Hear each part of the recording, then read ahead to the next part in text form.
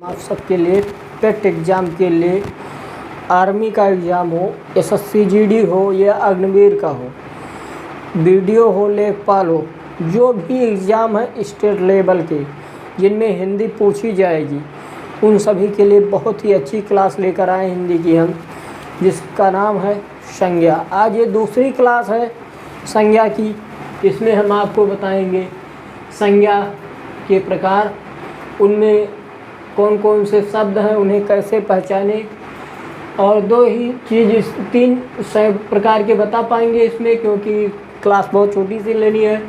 व्यक्तिवाचक संज्ञा पहला, दूसरा जातिवाचक संज्ञा के विषय में बताएंगे, तीसरा भाववाचक संज्ञा के विषय में बताएंगे। और इसके पहले की क्लास ज़रूर देख लीजिएगा, क्योंकि वो बहुत ही महत्वपूर्ण क्लास है और यूट्यूब पर फ्री में उपलब्ध है। हमारी आपसे रिक्वेस्ट है कि आप देखें। हमारी यही इच्छा है कि सबसे ज़्यादा अंक आप परीक्षाओं में लेकर आएँ, इसलिए बहुत ही सरल शब्दों में हम इसे लेकर आए हैं आपके पास। देखते हैं इस क्लास को। संज्ञा क्या है? आज संज्ञा, इसके आगे कल पढ़ा दिए थे, अब इसके आगे पढ़ाते हैं। क्या है? संज्ञा के प्रकार। संज्ञा 5 प्रकार की होती है। कौन कौन सी? पहला व्यक्तिवाचक संज्ञा, दूसरा जातिवाचक संज्ञा, तीसरा भाववाचक संज्ञा, चौथा समूहवाचक संज्ञा, पांचवा है द्रव्य या पदार्थवाचक संज्ञा। क्या है? द्रव्य या पदार्थवाचक संज्ञा। एक बार दोबारा देखते हैं इस क्लास को, इस शब्द को। पहला व्यक्तिवाचक संज्ञा, दूसरा जातिवाचक संज्ञा, तीसरा भाववाचक संज्ञा, चौथा समूहवाचक संज्ञा, या पांचवा द्रव्य या पदार्थवाचक संज्ञा। यहाँ पूछा जाता है पेपरों में कि संज्ञा कितने प्रकार के होते हैं, संज्ञा के कितने भेद हैं। तो कितने हैं? 5 प्रकार के हैं। दूसरा देखते हैं व्यक्तिवाचक संज्ञा में।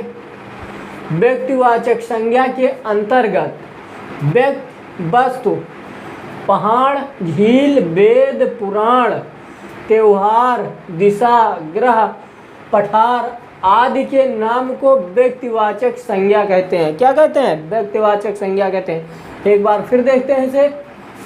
व्यक्तिवाचक संज्ञा के अंतर्गत व्यक्ति, वस्तु, पहाड़, झील, वेद, झील जहाँ नदियाँ निकलती हैं, पहाड़ तो आप जानते हैं, वेद, अब जो 4 वेद हैं, ऋग्वेद, सामवेद, यजुर्वेद, अथर्ववेद, ये वेद हैं।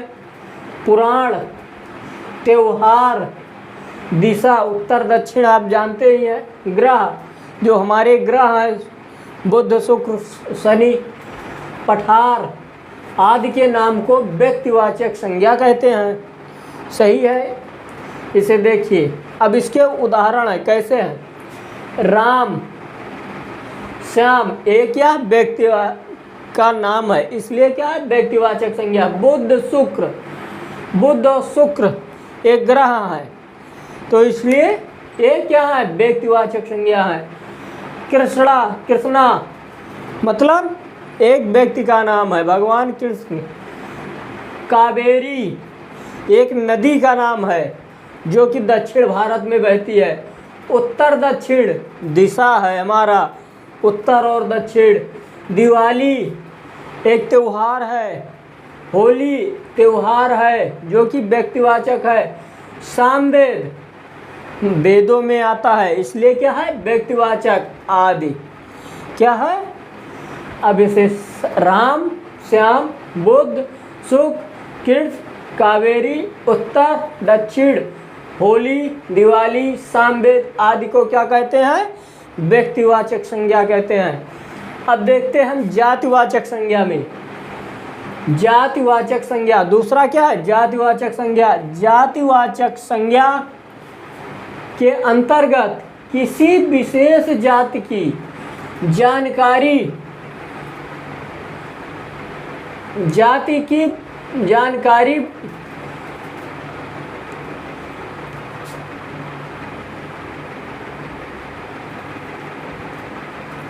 यहाँ पर जातिवाचक संज्ञा के अंतर्गत किसी विशेष जाति की बोध ज्ञान हो तो उसे जातिवाचक संज्ञा कहते हैं। क्या कहते हैं? जातिवाचक संज्ञा के अंतर्गत किसी विशेष जाति का बोध, ये ज्ञान, जिसे ज्ञान कहते हैं, बोध का अर्थ ही ज्ञान होता है, हो तो उसे जातिवाचक संज्ञा कहते हैं। कैसे? गाय एक जाति है पशुओं में। घोड़ा, पशुओं में एक जाति होती है घोड़े की। लड़का, लड़की, अध्यापक, डॉक्टर, मनुष्य, पर्वत आदि, ये क्या है? जातिवाचक संज्ञा है। यहाँ पर हम आप नोट में आपको हम बताते हैं, बहुत ही इम्पोर्टेंट चीज़ है, इसे ज़रूर देखिएगा। जातिवाचक संज्ञा में नाम नहीं आता बल्कि समुदाय का बोध कराता है। जातिवाचक संज्ञा में नाम नहीं आता बल्कि समुदाय का बोध कराता है, जिसे हम क्या कहते हैं? जातिवाचक संज्ञा। जैसे गाय, एक घोड़ा, लड़का, लड़की, अध्यापक, डॉक्टर, मनुष्य, पर्वत आदि। दोस्तों, आज तक जो भी प्रयास किया है आगे बढ़ने के लिए, उसे सफलता ज़रूर मिली है।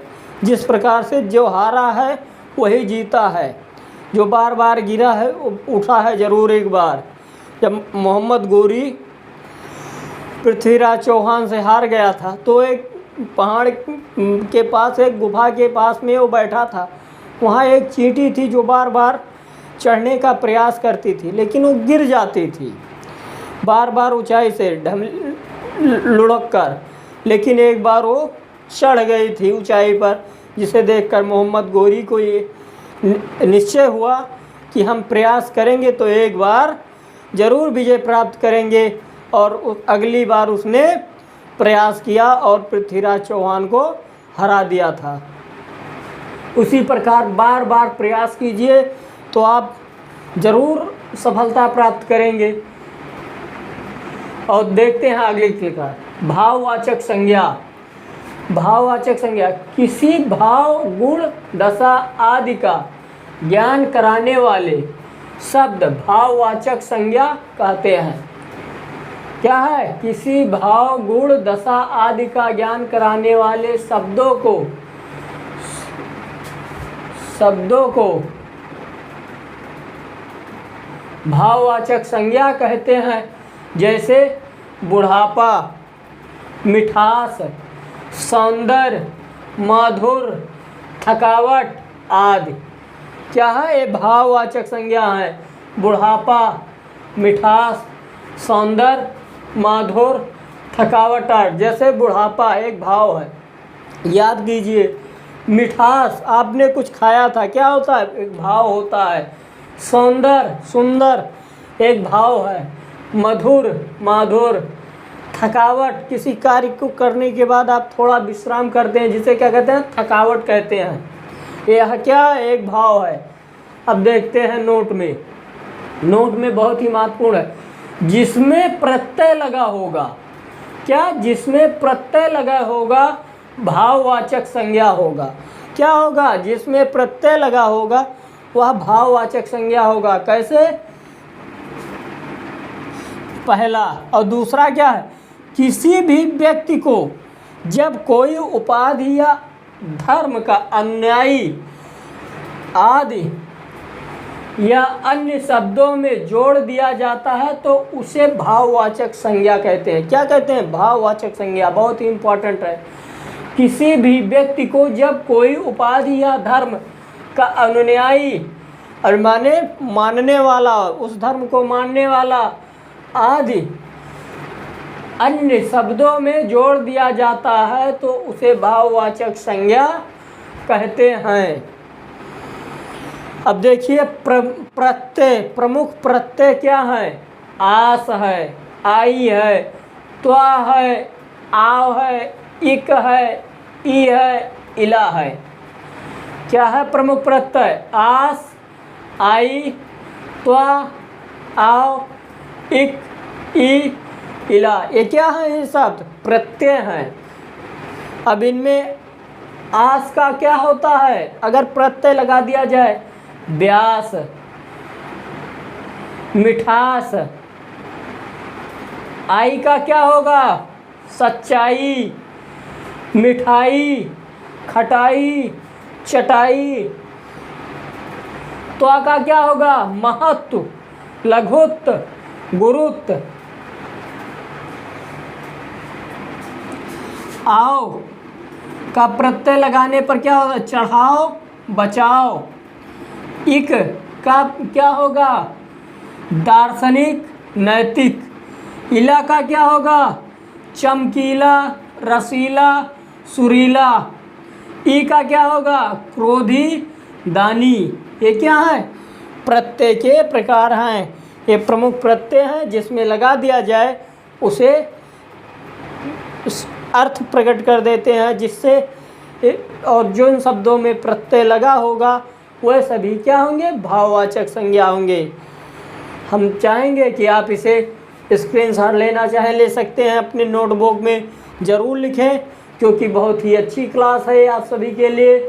और बार बार प्रयास करें, क्योंकि प्रयास करने से ही सफलता मिलती है। इसी के साथ इस क्लास को समाप्त करते हैं। धन्यवाद।